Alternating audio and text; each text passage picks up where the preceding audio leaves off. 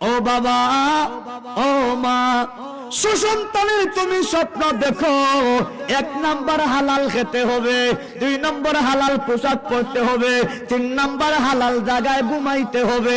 কেন রে বাবা? লক্ষ্য করে দেখো, তোমার শরীরের ভিতরে গোশত বলো, চর্বি বলো, রক্ত বলো, ভিটামিন বলো, ক্যালসিয়াম বলো, এইগুলো থেকে বীর্য হয়, আর এই বীর্য থেকে সন্তান জন্ম হয়। খাবার যদি হালাল হয়, রক্ত হবে হালাল, গোশত হবে হালাল, ভিটামিন হবে হালাল, ক্যালসিয়াম হবে হালাল, এইগুলো থেকে বীর্য হবে ভালো, এর থেকে আপনার সন্তানও হবে ভালো। এখন আপনি খান হারাম, সন্তান ভালো হবে? হ্যাঁ, আপনি সুদি কারবারি, আপনি ঘুষের কারবারি, এমন লোক নাই। 2 নম্বর, মাতা পিতার কাছে সন্তানের পাওনা হইল যে জমিনে 20টা রোপণ করবা। কোন জমিনে 31 হয়, কোন জমিনে 32 দান, কোন জমিনে 21 দান, কোন জমিনে উড়ি, কোন জমিনে তরমুজ, কোন জমিনে লাউ। সব জমিনের কিন্তু ধারণ ক্ষমতা সমান না।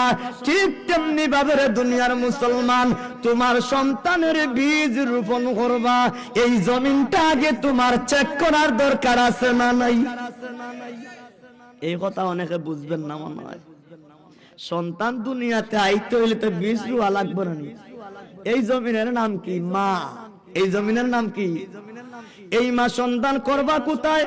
কলেজের গেইটে, ভার্সিটির গেইটে, জাফলঙ্গে, কক্সবাজারে, সুন্দরবনে, সমুদ্র সৈকতে, ওই লালাখাল বাগানে যাইয়া জোড়া জোড়া হইয়া দেখানো ঘুরে, ওখান থেকে একজন সুন্দরী বাসাই করবা।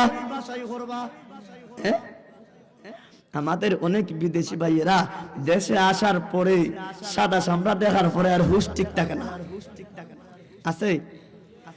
তাহলে মা বাবা প্রথমে খাবার খাইবেন হালাল, আর যেই জমিনে 20টা রোপণ করবেন, আমাকে একজন ভালো মা দাও, আমি আপনাকে একটা ভালো জাতি উপহার দিব।